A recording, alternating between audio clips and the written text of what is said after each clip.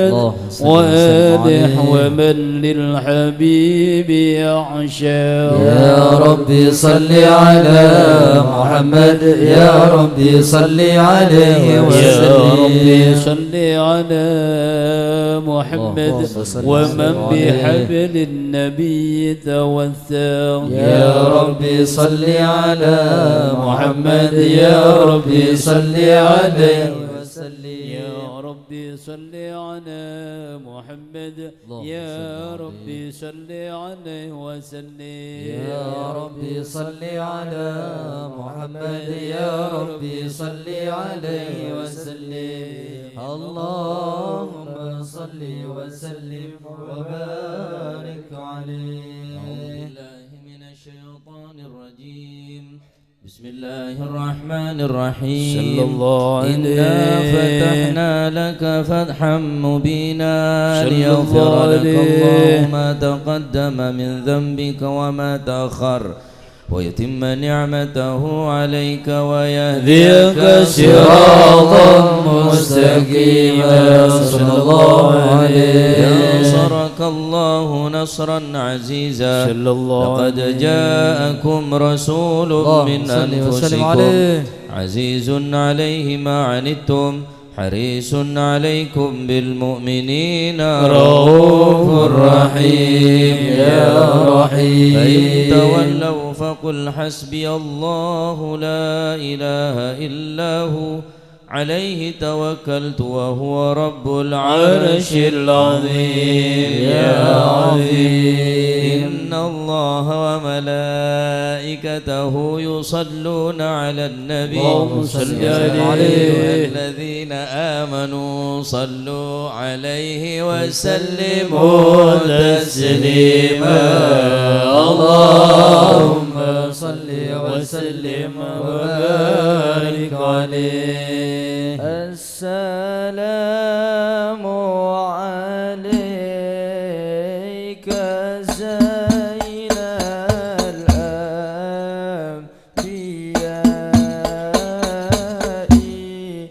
السلام عليك. السلام عليك زين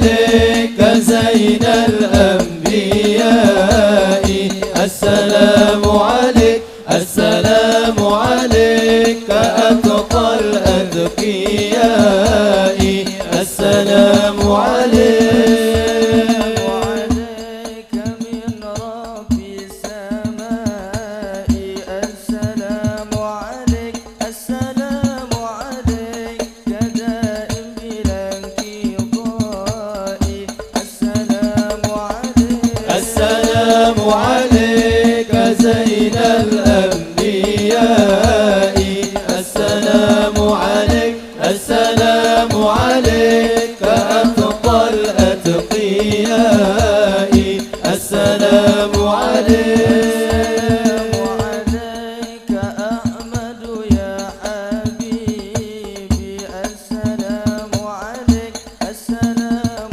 عليك طه يا طبيبي السلام عليك السلام عليك زين الأنبياء السلام عليك السلام عليك أتقى الأتقياء السلام عليك وعليك زين الأنبياء السلام عليك أتقى الأتقياء السلام عليك زين الأنبياء السلام عليك أتقى الأتقياء السلام عليك زين الأنبياء السلام عليك أتقى الأتقياء السلام عليك يا خير الأنام السلام عليك يا بدر التمام السلام عليك يا خير الأنام السلام عليك يا بدر التمام السلام عليك يا نور الظلام السلام عليك السلام عليك السلام عليك زين الأنبياء السلام عليك أتقى الأتقياء السلام عليك زين الأنبياء السلام عليك أتقى الأتقياء على نور رسول الله الله الله الله على نور رسول الله الله الله الله على نور رسول الله الله الله الله على نور رسول الله الشفاعة يا حبيب الله الشفاعة يا رسول الله الشفاعة يا حبيب الله الشفاعة لما ناديك لبينا أدمنا السمع والطاعة يا رسول الله الشفاعة يا حبيب الله الشفاعة يا رسول الله الشفاعة يا حبيب الله الشفاعة لما مناديك لبينا أدمنا السمع والطاعة. اللهم صل وسلم وبارك عليه. اللهم صل وسلم وبارك عليه وعلى آله. بسم الله الرحمن الرحيم. الحمد لله القوي سلطانه الواضح برهانه المبسوط في الوجود كرمه وإحسانه صلى الله عليه تعالى مجده وعظم شانه خلق الخلق لحكمة وطوى عليها علما وبسط لهم من فائض المنة ما جرت به في أقداره القسمة صلى الله عليه وأرسل إليهم أشرف خلقه وأجل عبيده رحمة صلى الله عليه إرادة الأزلية بخلق هذا العبد المحبوب فانتشرت آثار شرفه في عوالم الشهادة والغيوب صلى الله عليه. وما أجل هذا المن الذي تكرم به المنان صلى الله عليه. وما هذا الفضل الذي برز من حضرة الإحسان صورة كاملة ظهرت في هيكل محمود وتعطرت بوجودها كناف الوجود وطرزت برد العوالم بطراز تكريم. اللهم صل وسلم أشرف الصلاة والتسليم على سيدنا ونبينا محمد الرؤوف الرحيم.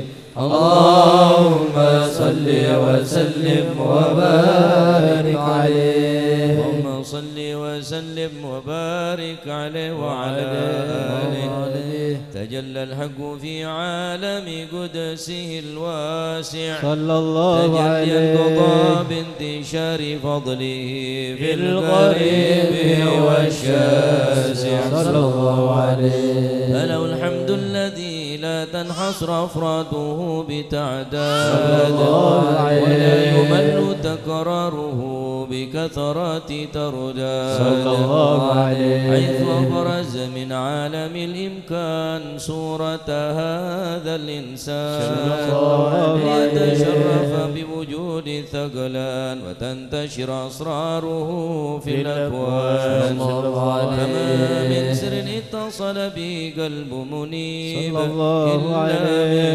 سوابغ فضل الله على هذا الحبيب صلى الله عليه. يا لقلب سروره قد توالى بحبيب عم لنا ونوالا جل من شرف الوجود بنور غمر الكون بهجة وجمالا صلى الله عليه. قد ترك في الحسن على مقام وتناهى في مجده وتعالى صلى الله عليه. العيون فيما اجتلته بشرا كاملا يزيع الضلال صلى الله عليه. وهو من فوق علم ما قدرة رفعة في شؤونه وكمالا صلى الله عليه. سبحان الذي أبرز من حضرة الإحسان في حضرة الامتنان ما يعجز عن وصفه اللسان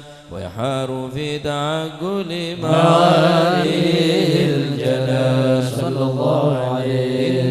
انتشر منه في عالم البطون والظهور ما ملأ الوجود الخلق ينور فتبارك الله من إله كريم بشرتنا آياته بالذكر الحكيم ببشارة. لقد جاءكم رسول من أنفسكم عزيز عليه ما عنتم حريص عليكم بالمؤمنين رؤوف رحيم.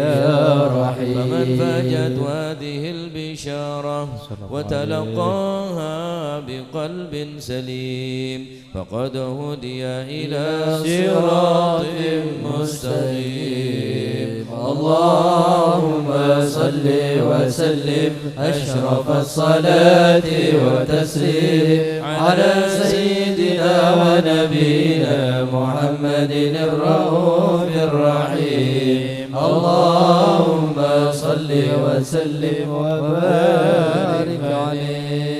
اللهم صل وسلم وبارك عليه وعلى آله صلى الله وأشهد أن لا إله إلا الله وحده لا شريك له شهادة تعرب بها اللسان عما تضمنه الجنان من التصديق بها والإذعان صلى الله عليه. تثبت بها في الصدور من الإيمان قواعده وتلوح على أهل اليقين من سر ذلك الإذعان وتصديق الشواهد صلى الله عليه. أشهد أن سيدنا محمدا العبد الصادق في قوله وفعله صلى الله والمبلغ عن عليه. الله ما أمره بتبليغه لخلقه من فرضه ونفله صلى الله عليه. أرسله الله للعالمين بشيرا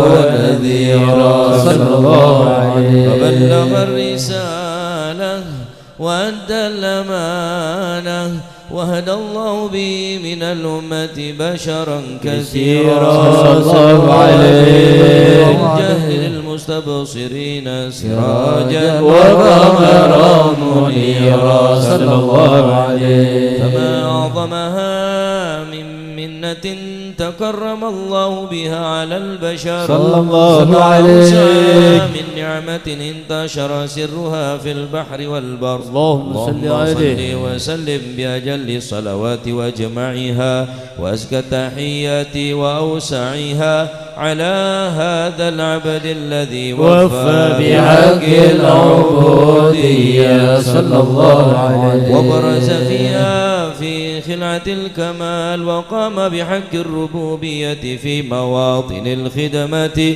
لله وأقبل عليه غاية الإقبال صلى الله عليه. صلاة يتصل بها روح المصلي عليه به صلى الله عليه. نور سر تعلقي به وحبه صلى الله عليه. بعناية الله في حسبه وعلى آله وصحبه الذين ارتقوا صوت المجد بقربه صلى الله عليه. وتفيأوا ظلال الشرف الأصل بوده وحبه ما عطر الأكوان بنشر ذكراهم نسيم. اللهم صل وسلم أشرف الصلاة وتسليم على سيدنا ونبينا محمد الرؤوف الرحيم. اللهم صل وسلم وبارك عليه. يا إمام الرسل يا سندي أنت باب الله معتمدي فبدنياي وآخرتي يا رسول الله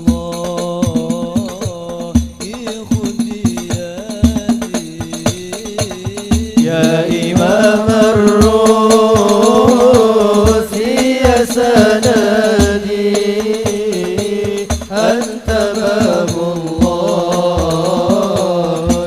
معتمدي وبدنياي وآخرتي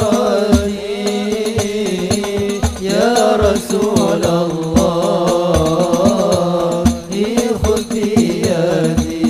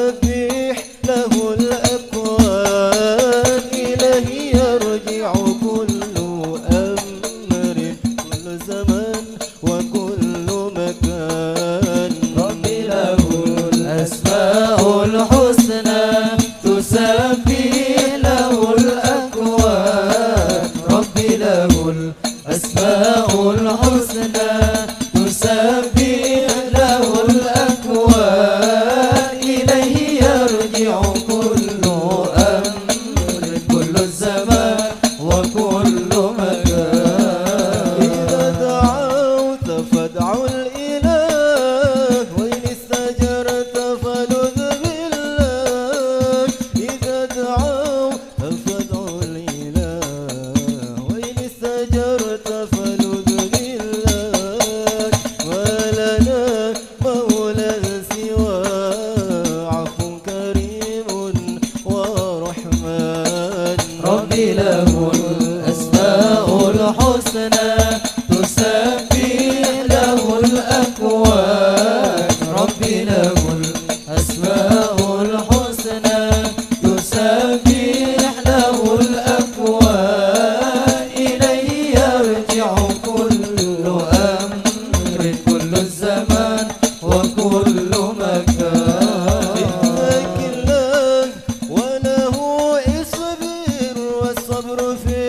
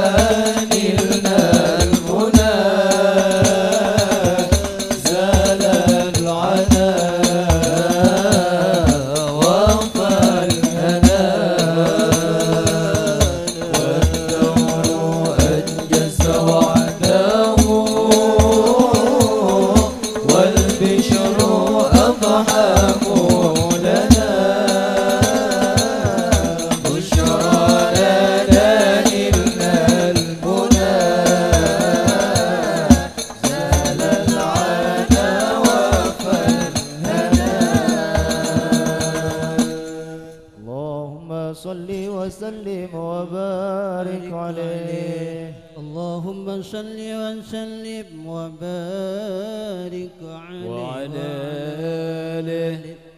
أما بعد فلما تعلقت إرادة الله بالعلم القديم بظهور أسرار التخصيص للبشر الكريم بالتقديم والتكريم صلى الله عليه نبتت القدرة الباهرة بالنعمة الواسعة والملة الغامرة فانطلق البيضة التصوير في العالم المنطلق الكبير عن جمال مشهود بالعين هاول لوصف الكمال المنطلق والحسن التام والزين صلى الله عليه. فتنقل ذلك الجمال الميمون بالأصناب الكريمة والبطون فما من صلب ضامة إلا وتمت عليه من الله النعمة صلى الله عليه. وهو القمر التام الذي يتنقل ببروجه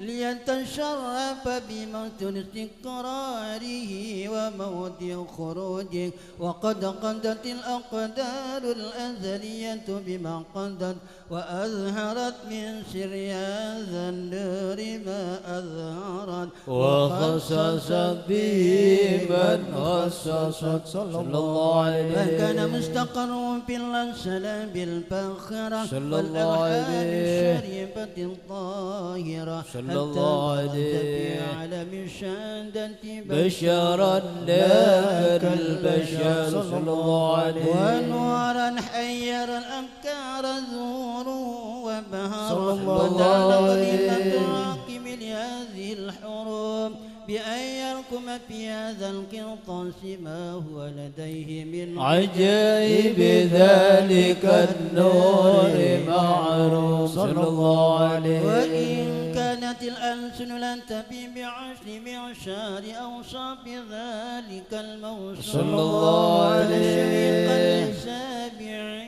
من خواص المؤمنين وترويحا للمتعلقين بهذا النور المبين صلى الله عليه. وإلا فألا تعرب الأقلام عن شؤون خير الأنام صلى الله ولكن أنت إلى عليه. تدوين ما هبت من ششرف المخلوقين صلى الله عليه. وما أكرم الله به بمولده من الفضل الذي عم العالمين صلى الله عليه. وبقيت رايته بالكون منشورة على مر الأيام والشهور والسنين صلى الله عليه. التعلق بهذه الحضرة الكريمة ولاعج التشوق إلى السمع أوصافها العظيمة ولعل الله ينفع به المتكلم والسامع ويدخلان في شفاعة هذا النبي الشافعي ويتروحان بروح ذلك النعيم. اللهم صل وسلم أشرف الصلاة والتسليم على سيدنا ونبينا محمد الرؤوف الرحيم. اللهم صل وسلم وبارك عليه. اللهم صل وسلم وبارك عليه وعلى آله. وقد آن للقلم أن يخط ما حركته فيه الأنامل صلى الله مما عليه استوى هذا العبد عبد المحبوب الكامل صلى الله عليه والشمائل التي يحسن الشمائل صلى الله وهنا عليه سنة نثبت ما بلغ إلينا في شأن هذا الحبيب من أخبار وآثار صلى الله عليه يتشرف بكتابة القلم والقرطاس وتتنزى في حدائق الأسماع والأبصار صلى الله وقد عليه بلغنا في الأحاديث المشهورة أن أول شيء خلقه الله والنور المودع في هذه الصورة صلى الله عليه ونور هذا الحبيب الحبيب أول مخلوق برز في العالم صلى الله ومنه عليه تفرع الوجود خلقا بعد خلق فيما حدث وما تقادم صلى الله عليه. وقد أخرج عبد الرزاق بسنده عن جابر بن عبد الله الأنصاري رضي الله عنهما قال قلت يا رسول الله بأبي وأمي أخبرني عن أول شيء خلقه الله قبل الأشياء قال يا جابر إن الله خلق قبل الأشياء نور نبيك محمد صلى الله عليه وسلم بالنور صلى الله عليه. وقد ورد من حديث أبي هريرة رضي الله عنه أنه قال قال رسول الله صلى الله عليه وسلم كنت أول النبيين في الخلق وآخرهم في البعث صلى الله عليه. وقد تعددت الروايات بأنه أول الخلق وجودا وأشرفهم مولودا صلى الله عليه. السعادة الأبدية لا ملاحظة خفية اختصت من شاءت من البرية بكمال الخصوصية صلى الله عليه. واستودع هذا النور المبين أصلاب وبطون ما شرفه من العالمين صلى الله عليه. هذا النور من صلب آدم ونوح وإبراهيم عليه السلام حتى أرسلت يد العلم القديم إلى من خصصت بالتكريم أبي الكريم عبد الله بن عبد المطلب ذي القدر العظيم صلى الله عليه. التي في المخاوف آمنة السيدة الكريمة آمنة فتلقاه صلب عبد الله فألقاه إلى بطنها صلى الله عليه. وضمت وشاوها بمعونة الله محافظة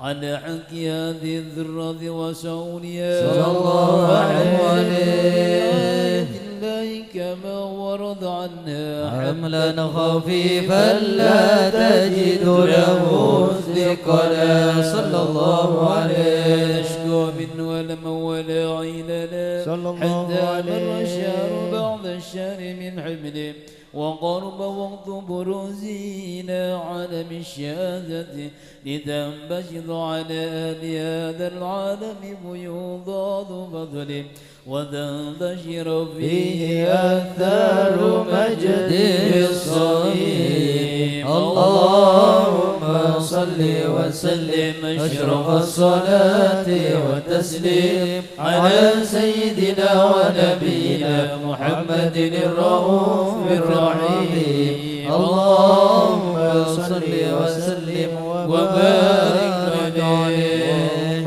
صل وسلم وبارك عليه.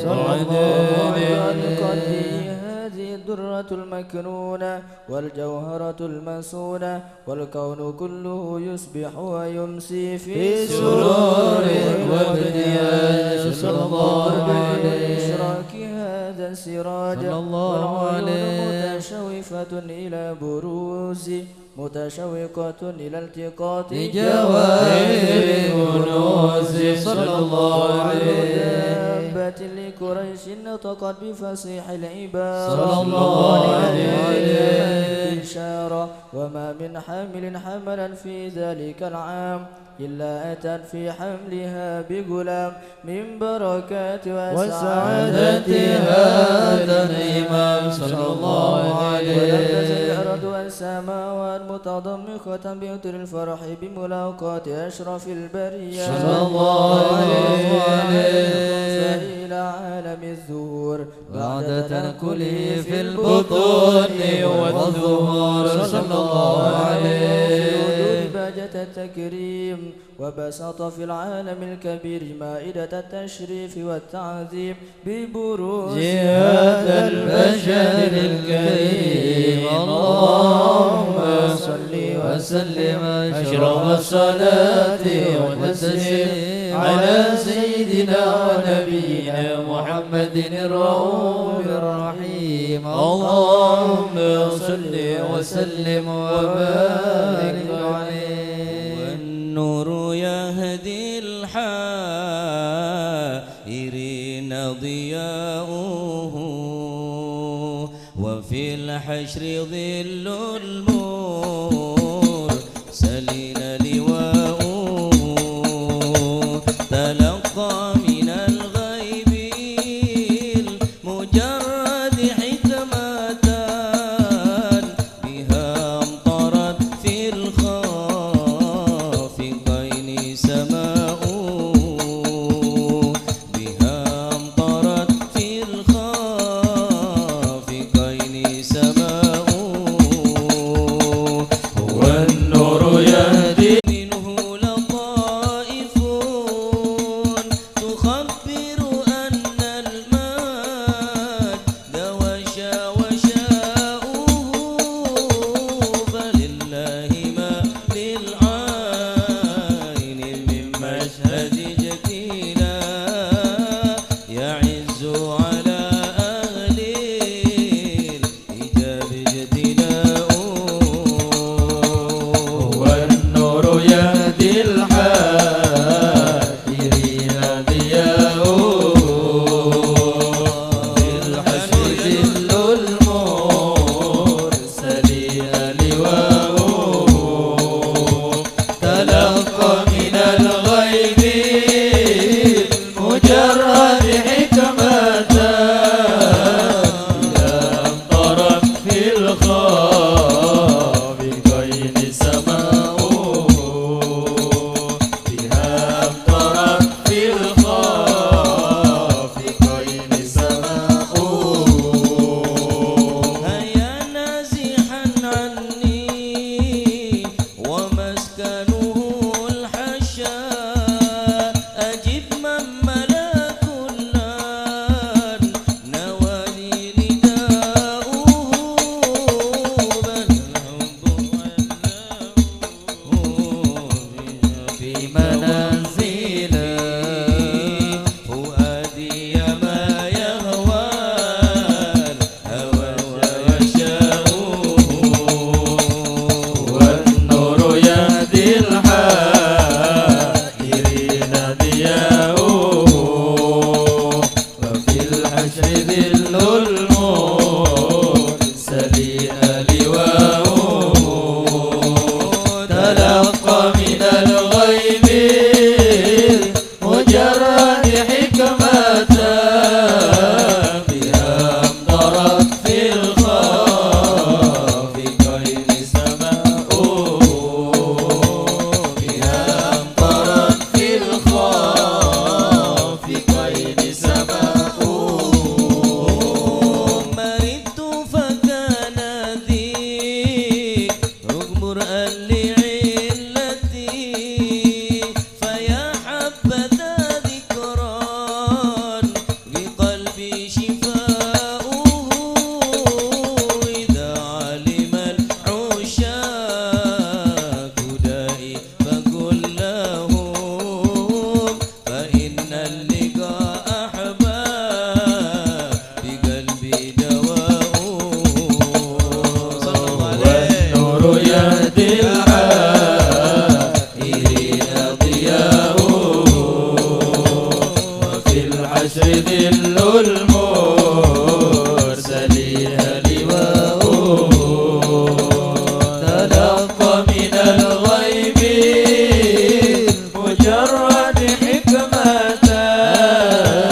بها امطرت في الخافقين سماؤه بها امطرت في الخافقين سماؤه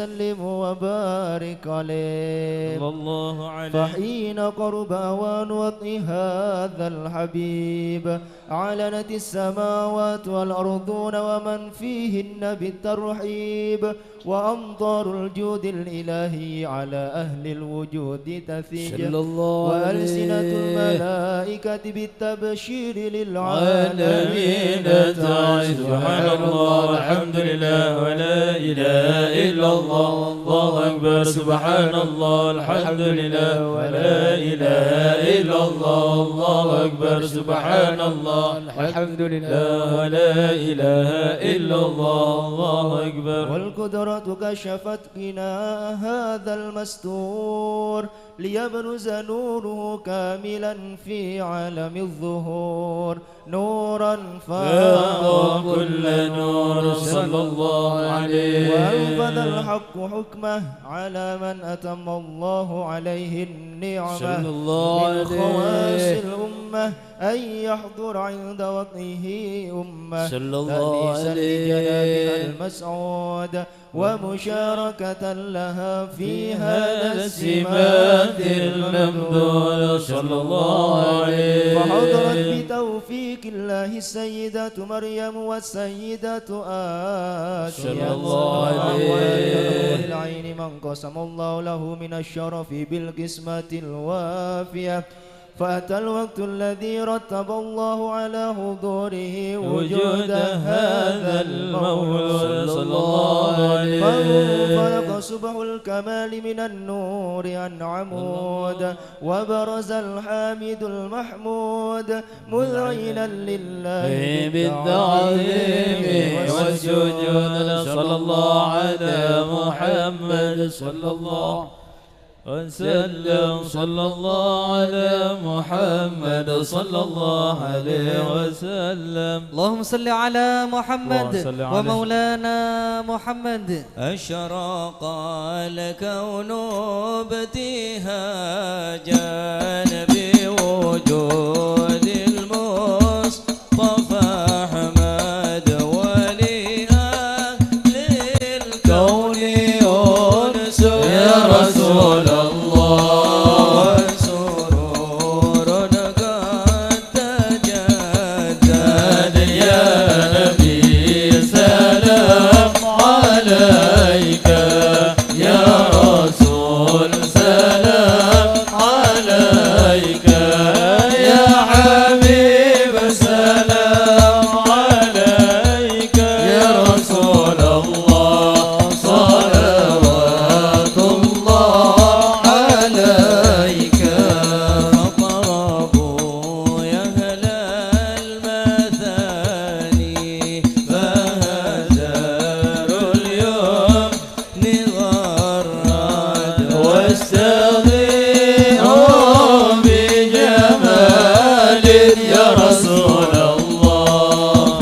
فقى في الحسن تفرد يا نبي سلام عليك يا رسول سلام عليك يا حبيب سلام عليك يا رسول الله صلوات الله عليك. بشرى بسعد مستمر ليس ينفع حيث أوتينا عطاء جمع الفخر المحبب يا نبي سلام عليك يا رسول سلام عليك يا حبيب سلام عليك صلوات الله عليك. لربي كل حمد جل يحسره العد إذا حبانا بوجود المصطفى الهادي محمد يا نبي سلام عليك يا رسول سلام عليك يا حبيب سلام عليك صلوات الله عليك. اللهم صل على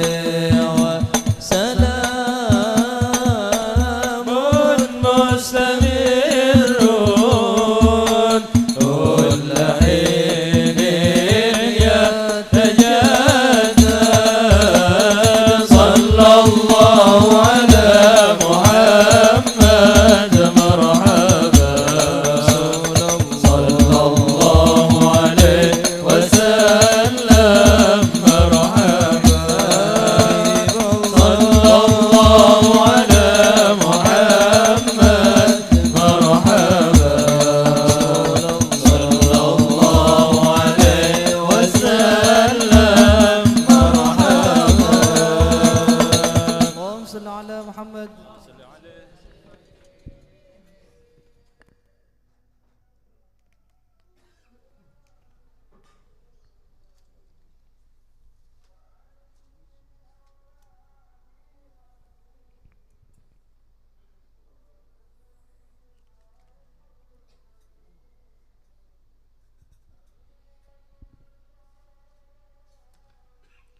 Bismillah, alhamdulillah, salatu wassalam ala sayyidi rasulillah Muhammad bin Abdillah wa ala alihi wa sahbihi wa man wala.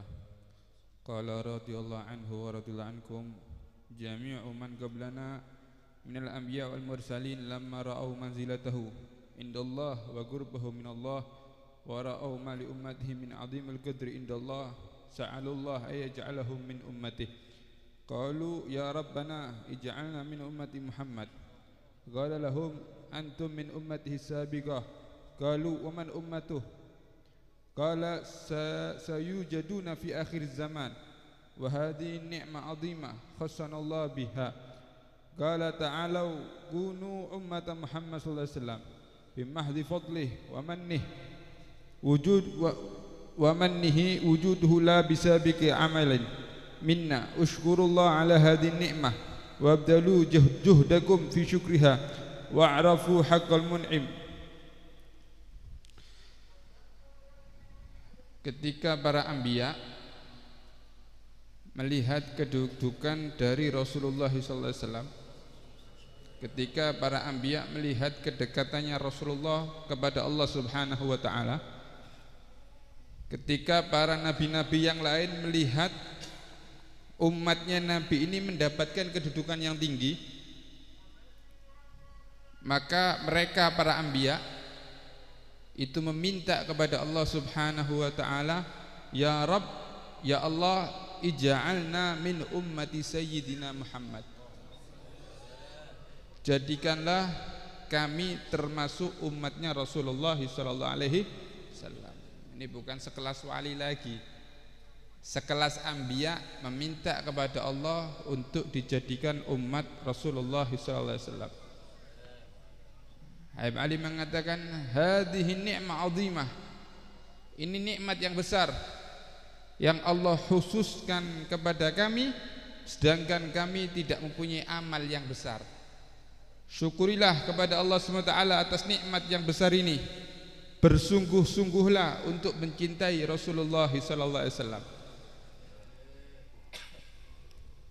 Beliau mengatakan ketika bulan Maulid, Habib Ali mengatakan ketika bulan Maulid biasanya saya ini mengadakan di kota Tarim. Ketika bulan Maulid biasanya saya ini mengadakan di kota Tarim.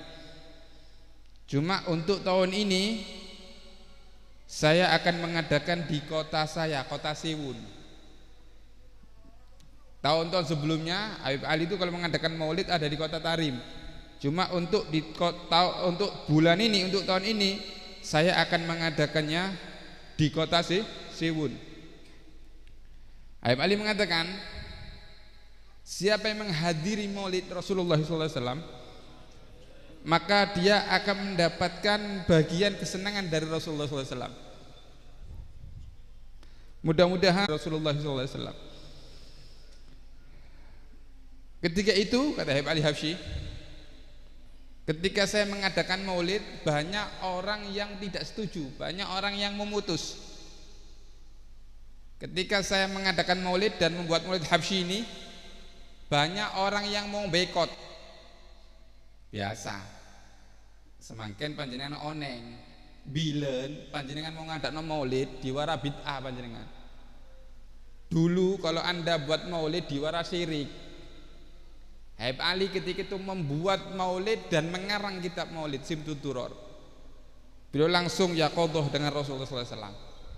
Ngarangnya itu yaqadhah, muji Kanjeng Nabi itu sama yaqadhah, melihat Rasulullah SAW. Ketika beliau mengadakan maulid, yang hadir bukan sedikit Pak, yang hadir 40.000.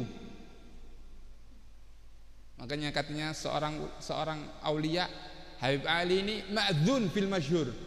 Habib Ali ini yang diizini untuk terkenal, wali yang diizini untuk terkenal. Setiap bikin maulid yang hadir tidak kurang dari 40.000. Ketika itu ada orang yang ingin menutup maulidnya Habib Ali Habsyi. Maka Habib Ali mimpi Rasulullah SAW. Agembu, hei Ali, tetap dirikan maulid. Maulidmu itu tetap akan berdiri. Walaupun banyak yang boikot, maulidmu itu akan tetap berdiri. Maka katanya Habib Ali Habsyi, sampai saya meninggal pun maulid saya tetap berdiri. Sampai saat ini saya tetap ngadeg, Pak. Nggak tahu neng Pajaran Habib Ali ini. Cuma maulidnya sampai di Pajaran. Kalau panjenengan lihat ada di Kalimantan, ada guru sekumpul yang datang bukan hanya 200-300, yang datang ribuan. Berkatnya apa? Berkatnya maulid. Kalau Anda datang bukan hanya di Indonesia, panjenengan datang ke luar negeri ini, maulidnya sudah masuk ke penjuru dunia karena berkatnya Rasulullah sallallahu alaihi wasallam. Habib Ali ana ujiane kok kate sing kiai ecek-ecek ana ujiane. Kan ngono. Habib Ali ini orang besar terkenal wali, ujiannya ada yang boikot kok. Apalagi kita. Masahnya itu sudah banyak, si ono sing boikot kok, apalagi sing masane titik.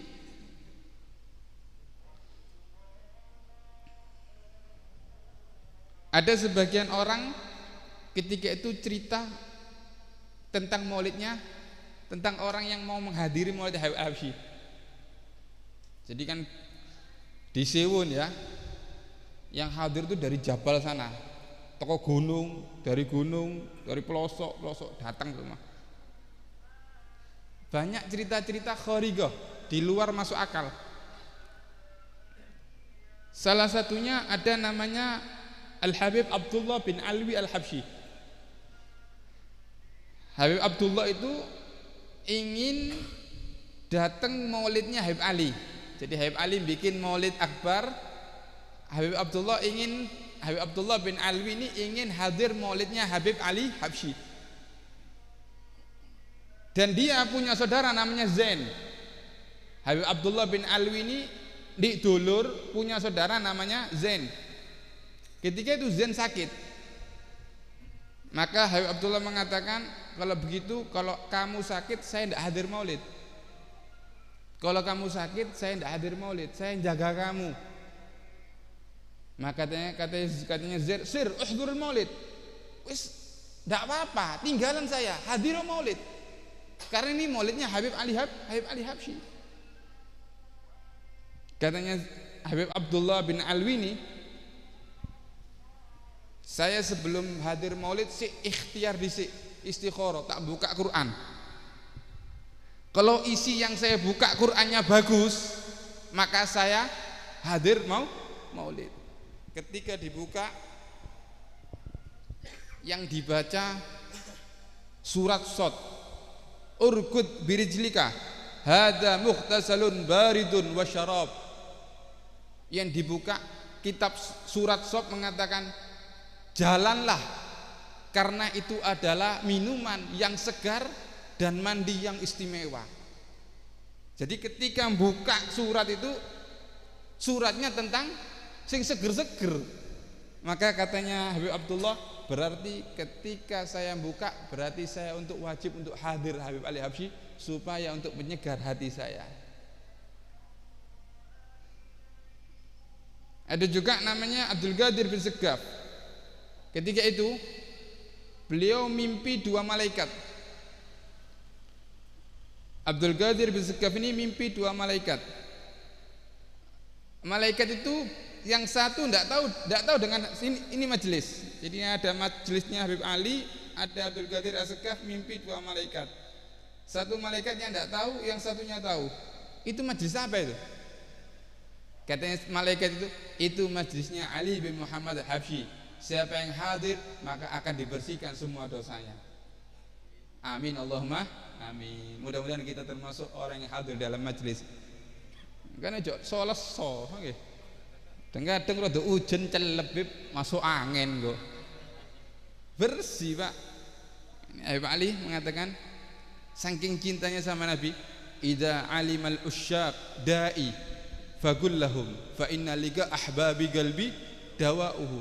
Kalau orang-orang perindu ini tahu dai penyakitku, orang yang rindu ini tahu atas penyakitku, faqul lahum, katakan kepada mereka, obatku hanya bertemu dengan Rasulullah sallallahu alaihi wasallam.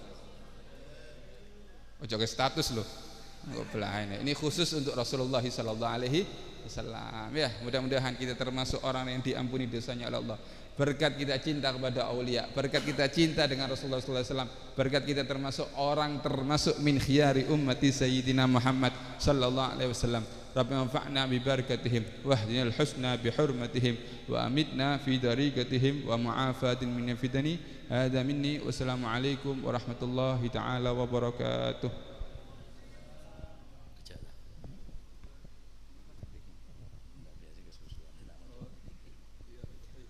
اللهم صل وسلم وبارك عليه وعلى آله. وحين برز صلى الله عليه وسلم من بطن أمه برز رافعا طرفه إلى السماء مؤمنا بذلك رفع لأن له شرفا على مجده والسماء. فكان وقت مولد سيد الكونين من أشهر شهر ربيع الأول ومن الأيام يوم الاثنين ومضي إلى أهل البر في الحرمين. وقد ورد أنه صلى الله عليه وسلم ولد مختونا مكحولا مقطوعا سرا تولى ذلك الأشرف عند الله أيدي القدرة. ومع بروزه إلى هذا العالم ظهر من العجائب ما يدل على أنه أشرف المخلوقين وأفضل الحبائب. فقد ورد عن عبد الرحمن بن عوف بن عم الشفاء رضي الله عنهما قالت لما ولدت أنمة رضي الله عنها رسول الله صلى الله عليه وسلم وقع على يدي فاستهل فسمعت قائلا يقول إن رحمك الله أو رحمك ربك صلى الله عليه وسلم. فقال له ما بين المشرق والمغرب حتى نظرت إلى بعض قصور الروم. قالت ثم لبسته فجعته فلما انشب غشيتني عن ظلمة ورعب وشاريرة عن يميني فسمعت قائلا يقول أين ذهبت بي؟ قال إلى المغرب. فأسفر ذلك عني ثم عاودني الرعب والظلمة والقشعريرة عن يساري فسمعت قائلا يقول أين ذهبت به؟ قال إلى المشرق. قال فلم يزل الحديث مني على بال حتى بتعثه الله فكنت من أول الناس إسلاما. وكم ترجمت السنة من عظيم المعجزات وباهر الآيات البينات بما يقضي بعظم شرفه عند المولى. وأن عنايته في كل حين ترعى وأنه الهادي إلى صراط مستقيم. اللهم صل وسلم أشرف الصلاة والتسليم على سيدنا ونبينا محمد الرؤوف الرحيم. اللهم صل وسلم وبارك عليه وعلى آله. ولقد اتصف صلى الله عليه وسلم بمحاسن الأخلاق بما تضيق عن كتابة البطون الأورى. كان صلى الله عليه وسلم أحسن الناس خلقا وخلقا وألهم بلا مكارم الأخلاق سبقا. صلى الله عليه وبرره فلا يقول ولا يفعل إلا معروفا. صلى الله عليه وسلم. واللفظ المحتوي على المعنى الجازل إذا دعوا المسكين وأجابه إجابة معجلة. هو الأب الشفيق الرحيم باليتيم والأرملة. ومع سنة الأخلاق الهيبة القوية التي ترتعد منها فرائس الأكواء من البرية ومن نشر طيبه تعطرت الطرق والمنازل وبعرف ذكره تطيبت المجالس والمآل. صلى الله عليه وسلم جامع صفات الكمالية والمنفرد في خلقه وخلقه بأشرف خصوصية. وما من خلق في البرية محمود إلا وهو متلقى عن زين الوجود. أجملت في وصف الحبيب وشأن ولو العلا في مجده ومكانه. وسبحانه وتعالى مجدها على نجم السهاب عينانه. وقد انبسط القلم في تدوين ما أفاده العلم وقع مولد النبي الكريم وحكاية ما أكرم الله به هذا العبد المقرب من التكريم والتعظيم والخلق العظيم. فحسن مني أن أمسك عينة الأقلام في هذا هذا المقام وأقرأ السلام على سيد الأنام. السلام عليك أيها النبي ورحمة الله وبركاته. السلام عليك أيها النبي ورحمة الله وبركاته. السلام عليك أيها النبي ورحمة الله وبركاته. وبذلك يحسن الختم كما يحسن التقديم، فعليه أفضل الصلاة والتسليم. اللهم صل وسلم أشرف الصلاة والتسليم على سيدنا ونبينا محمد الرؤوف الرحيم. اللهم صل وسلم وبارك عليه. بسم الله الرحمن الرحيم. الحمد لله رب العالمين. اللهم صل وسلم على سيدنا محمد في الأولين. اللهم صل وسلم على سيدنا محمد في الآخرين. اللهم صل وسلم على سيدنا محمد في كل وقت وحين. اللهم صل وسلم على سيدنا محمد وعلى آله وصحبه أجمعين. ولما ندم الفكر من دراري الأوصاف المحمدية وجودا، توجهت إلى الله متوسلا بسيدي وحبيبي محمد صلى الله عليه وسلم أن يجعل سعي فيه مشكورا وفعل فيه محمودا، ويكتب عملي في الأعمال المقبولة، وتوجهي في توجهات الخالصة والصلة الموصولة.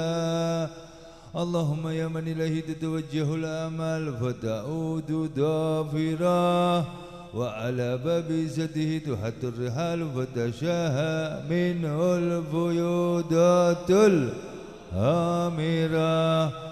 نتوجه إليك بأشرف الوسائل لديك سيد المرسلين عبدك الصادق الأمين سيدنا محمد الذي عمت رسالته العالمين.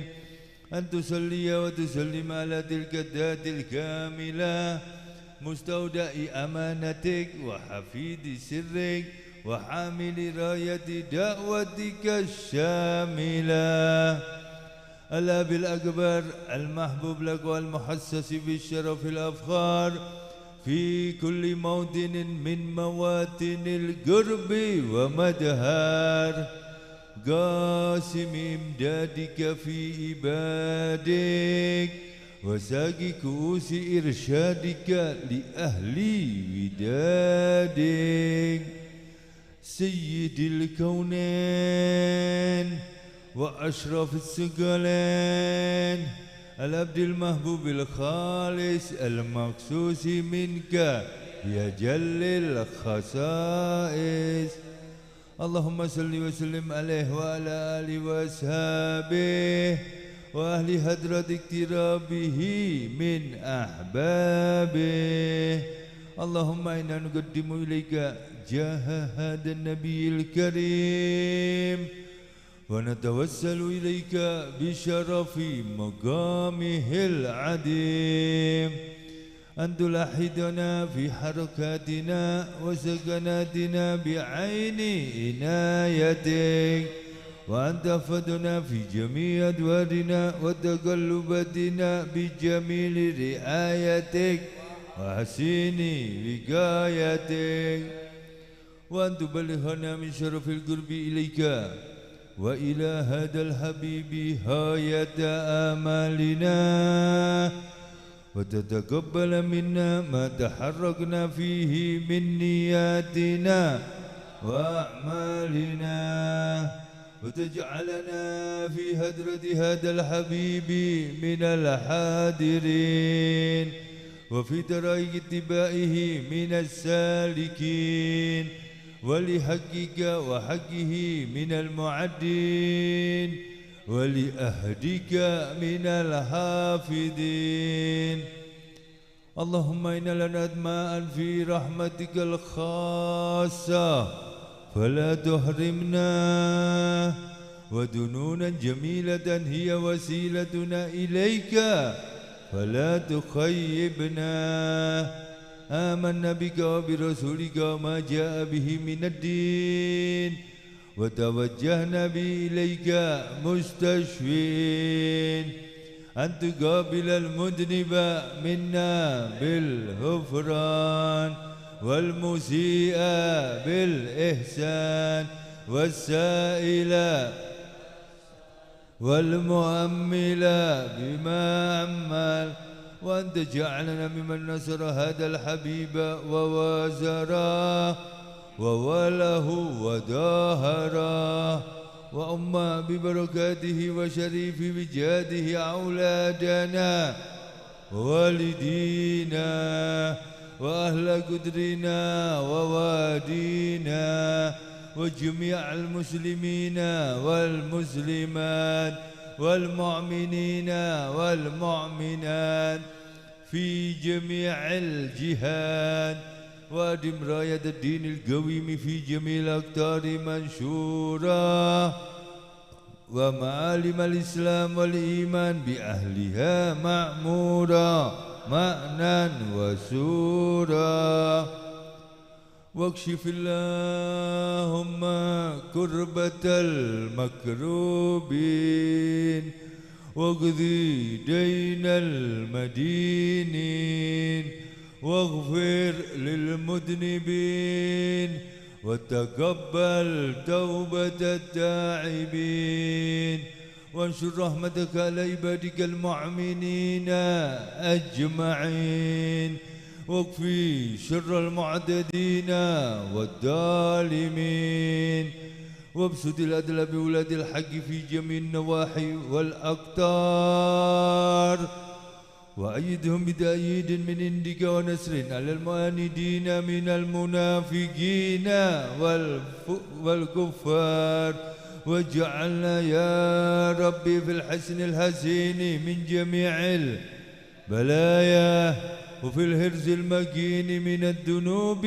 والخطايا، وأدمنا في العمل بطاعتك وصدق في خدمتك قائمين، وإذا توفيتنا فتوفنا مسلمين مؤمنين، واختم لنا منك بخير، واختم لنا منك بخير، واختم لنا منك بخير أجمعين. وصل وسلم على هذا الحبيب المحبوب للأجسام والأرواح والقلوب، وعلى آله وصحبه ومن إليه منسوب، وآخر دعوانا الحمد لله سبحان ربك رب العزة عما يصفون، وسلام على المرسلين، والحمد لله رب العالمين. نهتم هذا الدعاء المولد شمس الدرر في مجلس دار المحبين في هذا المصلى، وإلى حضرة